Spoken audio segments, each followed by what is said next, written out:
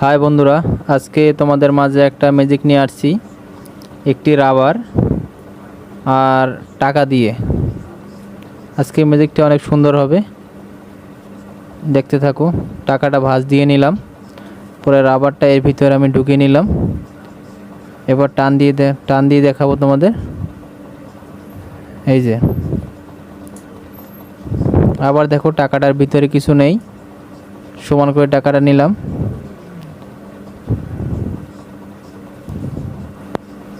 টাকাটা একটু ভাঁজ দিয়ে নিয়ে দেখো, রাবারটা আমি টাকার ভিতরে ঢুকিয়ে নিলাম।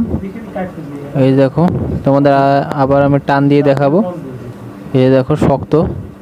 এখন ম্যাজিকটা হবে, আমি টান দেবো, ভেদ হয়ে যাবে গা। এই যে দেখছো,